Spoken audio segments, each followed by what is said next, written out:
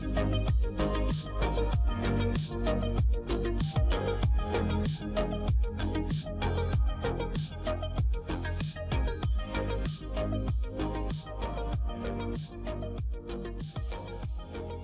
evening, everybody. My name's Greg. Hi, and I'm Bruce, and we're from the Stawell Camera Club. Tonight what we want to talk about is photo stacking in Photoshop. Now, Bruce has kindly given up his time tonight to come along and give us a tutorial on photo stacking and explain the finer details and the purpose of photo stacking and all the equipment that he uses. Okay, Bruce, so could you describe for us the purpose of photo stacking in Photoshop and how that's achieved? The purpose of photo stacking is, particularly when you're doing macro work, it's very difficult to get everything in focus. So the purpose of focus stacking is taking various photos from various focal lengths, I normally start, say if I'm doing a flower, at the start of the flower, and then just take various shots until we get to the back of it, and then stack the whole thing in Photoshop and get everything in focus. Okay, Bruce, so could you give us an idea of the camera equipment that you're going to be using tonight, the lenses, the camera, and so forth? Yep, I'm using a Canon 7D Mark II, which is a crop sensor camera, and I'm also using the Canon 100mm macro lens. So use a tripod, also a remote release, and also a focus rail or a focus slide.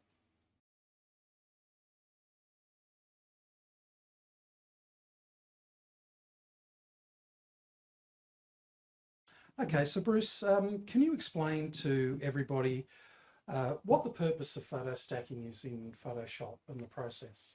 The purpose of photo stacking is, particularly when you're doing macro work, is it's extremely difficult to get everything in focus. So the idea is to take various shots, different focal lengths, and then stack them together so everything is tack sharp. Yeah, extremely difficult without doing the photo stacking. Okay, and so in particular, in regards to the macro lens that you're going to use tonight, yep, and that you use on a regular basis, yep, explain to us, for those people who don't know, what an actual macro lens is on a camera. Okay, well, look, I'll just refer to some notes that I've got here. Okay. Okay. So a macro lens is one that allows you to take sharp, detailed, close-up photos of small subjects such as flowers, plants, insects, and products. A macro lens is a camera lens designed for photography of very small subjects at very close ranges. They can focus much nearer than normal lenses, allowing you to fill the frame with your subject and capture more detail. They are typically used in photographing insects, plants, small products, but are versatile enough to be used in all sorts of situations. So I find mine's extremely good at portrait photography too, actually. Yes. Virtually every subject has interesting details which can make for fascinating close-up photos. Although the macro lens is optimised for close-up work, most can focus all the way to infinity and make excellent general use purposes, general use lenses as well. Many professionals use them as a portrait lens due to their ability to capture lots of detail in ultra-sharp focus. The magnification ratio of 1:1 means that when the camera is positioned at the closest focusing distance, the image formed on the sensor will be the same size as the subject. For this reason, the 1:1 ratio is called life size or standard. A lens isn't considered to be a true macro unless it can achieve at least 1:1 magnification. Okay, so yep, essentially zooming in on a bug or on, yep, on a flower or plant or whatever, and getting that 100mm macro is 100mm, and it does show that 1:1, yep, at 100mm, yep, size and the diameter of the image and the focal distance, yep, from it and everything, yes, like that. Yeah. Okay. I use a Canon 7D camera, which is a crop sensor. Okay. So which will actually increase, I think the Canon is 1.6, I think. So that increases the lens from 100mm to 160. I think if you're using a Nikon, it's 1.5. Yes. So you'll go from 100 to 150 with a Nikon. Okay, so that's a crop sensor, yes, camera. Yeah, yeah. Okay. Yep. So yeah, that's 1 to 6. Yeah, 1.6. Yeah, for the Canon and 1.5 for the Nikon. Yeah. Yeah. All right. So Bruce, one of the little gadgets that you've got there is a macro focus rail. Yes. Yep. Could you explain to us what you actually do with the focus rail and how that works. Yep. I purchased this off eBay, probably around about $30 or so. Before I purchased this, I was just using the camera and creeping the focus forward, but I found it rather hit and miss. So with the focus rail, it's a lot more precise.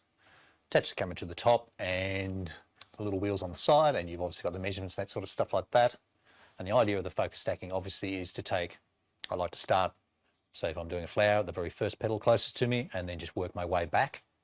And then with the focus rail, I can take the odd photo and then just keep creeping the camera forward, which takes out a lot of the movement out of the camera and also a lot more precise. So get everything in focus. Okay, so that's used virtually by the millimetre. Yeah, Is that right? pretty much, yeah. A lot of the focus stacking I do, I'll take 15, 20 photos to cover, you know, an inch, probably 2 inches or so. Yeah. Okay, so between 15 and 20. Yeah. Yep. Yeah. And is that a normal? Per frames that you would use normally? That's pretty much what I use. Yeah. Standard? It kind of depends on where your aperture is set. I like to set mine so the camera's it's fairly wide open, so I can blur the background. So obviously, the higher your aperture is set, or the more wide open your is, the more photos you'll need to take to get everything in focus. So, Yeah. yeah. Okay. Depends on whether you want to blur the background or not. So Yeah. yeah. And do you have any particular, for argument's sake, let's put it this way, for argument's sake, out in the field, how would do you take that out into the field, or do you prefer in studio macro? Studio is probably better. The issue being out in the field is if you're doing focus stacking, you need what you're shooting perfectly still. So, I mean, if you have a perfectly still day with no breeze, it's fine. But, I mean, obviously, if you're shooting flowers and that sort of stuff like that, any movement like that will ruin the stack. So yeah, it's very difficult, isn't it? It's very tricky. From experience, we've tried that a few times. So I tend to just mainly use it actually in the studio, so I can control the environment and that sort of stuff like that a lot more than I can out in the open. Yeah. Okay. Yeah. Cool. Okay, Bruce. So where you're setting up there for a macro shot, you got the tripod going, and the camera's on the focus rail. Yes. We're looking at down here on a native frangipani, and that 100mm lens. That's basically the minimum distance for your 100mm, is it?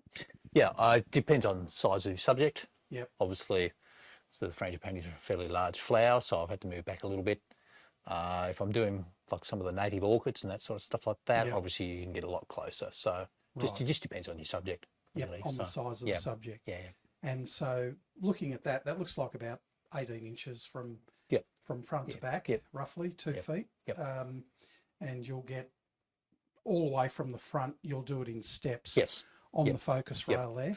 Yep, I've got the aperture set at 3.2 to try and blur the background. Right. So what we'll do is start with focusing here, and then we'll take another photo there, another one there, another one there. I think we'll probably be able to get it all done in about 8 or 10 photos. Right. Yeah. Okay. So, because we're a little bit further away, obviously the closer you are, I know this is going to sound silly, but the closer you are, you'll probably need to take more photos than the further away you are, because you get a little bit more depth of field being a bit further away. So, sure. Camera settings I'm using, obviously because I'm using both soft boxes here, control the light. The sync speed for my camera here is 0.02 of a second, and I've got the aperture set on 3.2, and ISO is 100, so to try and keep the noise down as much as possible. So yeah. And so we'll just have a bit of a look at your soft boxes that you've got here.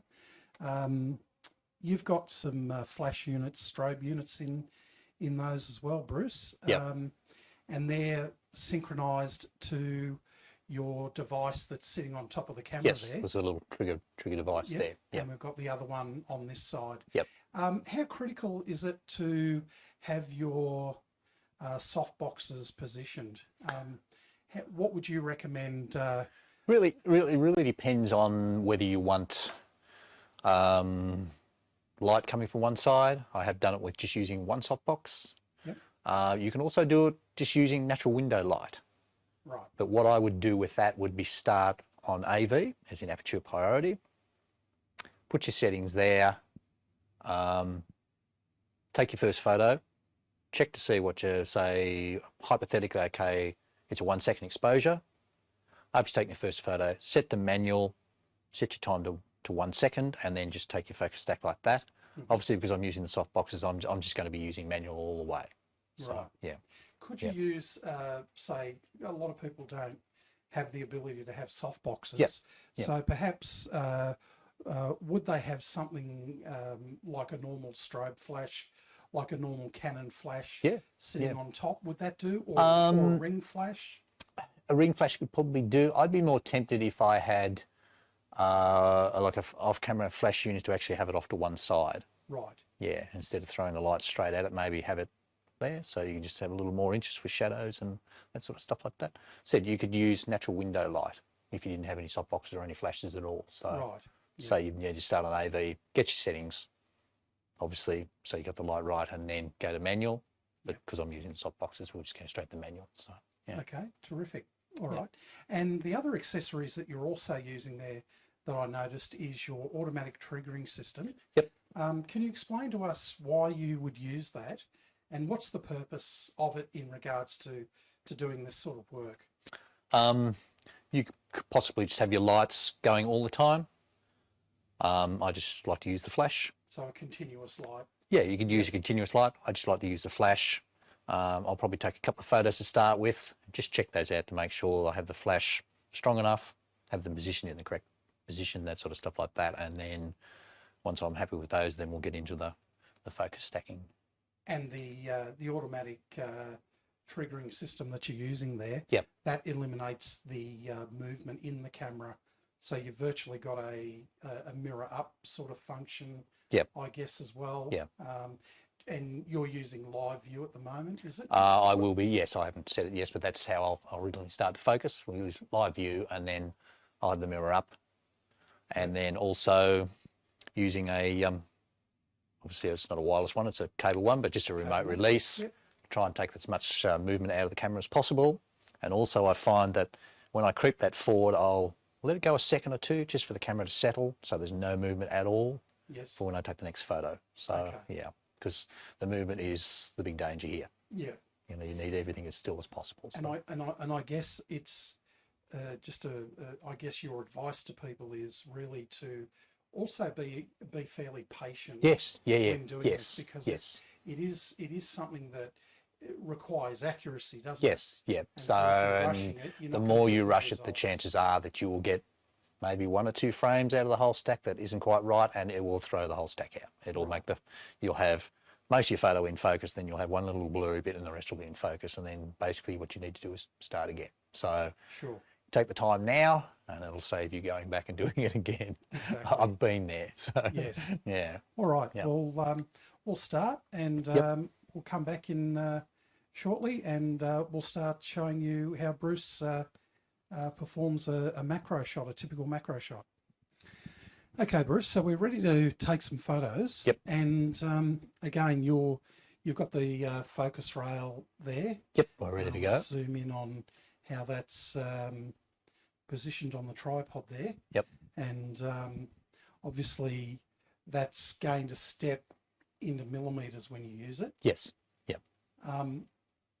The other thing that I wanted to ask you about your focus rail is what sort of cost are they on generally on the I picked this one up, I think it was about $30, $32, $33 off eBay. You can spend a lot of money if you want to, but I found this one, if you take your time and give it a chance to settle in between each movement, it works perfectly fine. So and it's a front to back and a side. Yes, you can also move side to side as well if you want to. That's fantastic. Yeah, that's really good. Said for the money, they really are good value. Good. Yeah. And what brand is that? It's a Niwa. Niwa. Niwa. Yeah. N-E-W-E-R or something, I think. Overseas. Yeah, probably.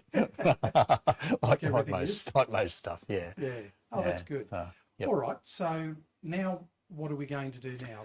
Well, I've got a little atomizer here, so we'll probably just spray the flour.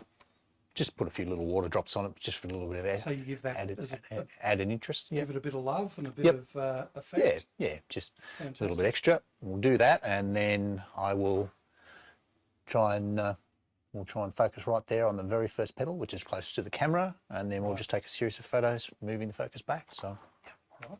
Okay, so there you go. Good. Okay, so the live view there.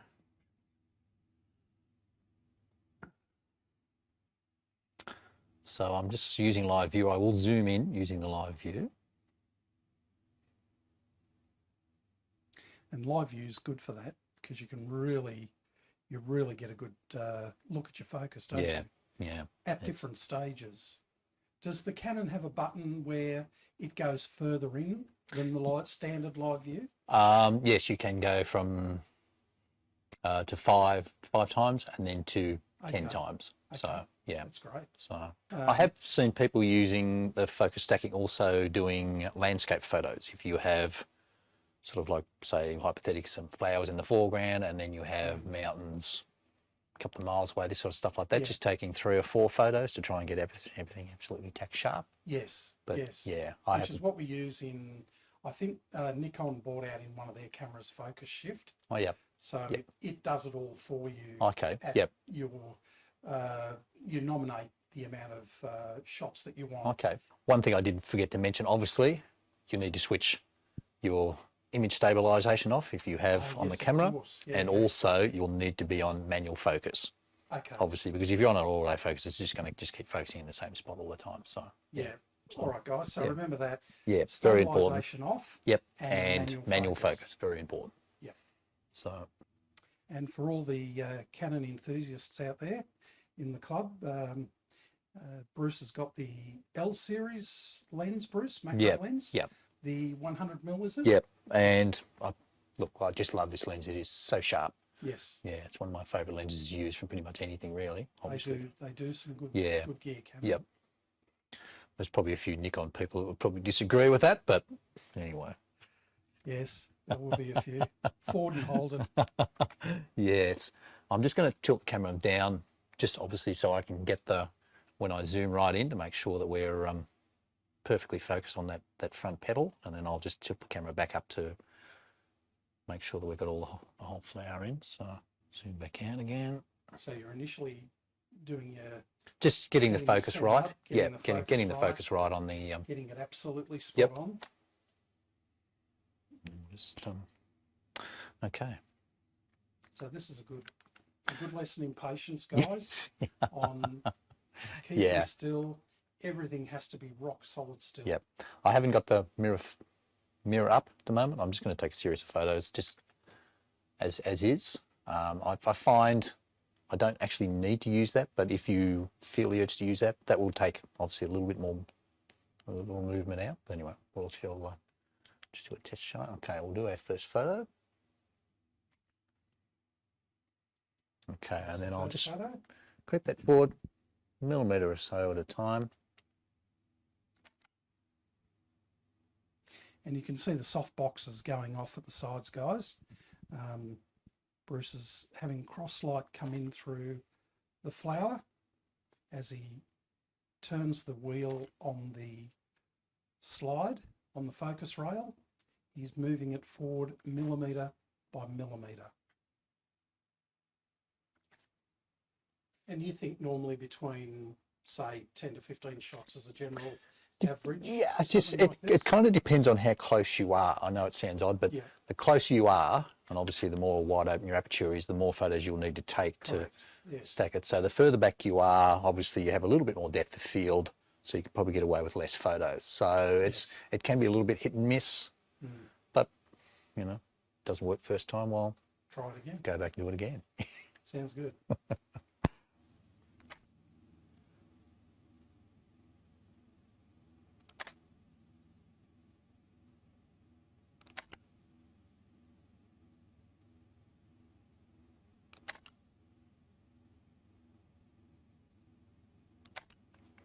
I'll just check to see how we're going there with the focus.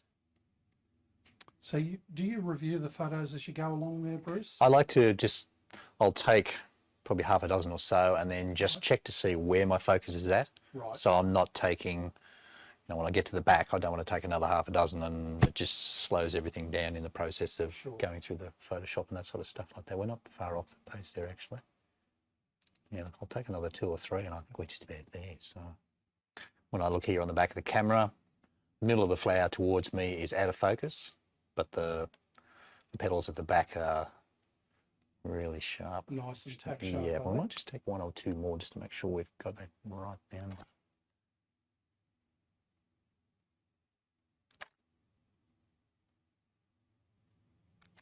Okay, we're pretty happy with that. So that's pretty good. Yeah.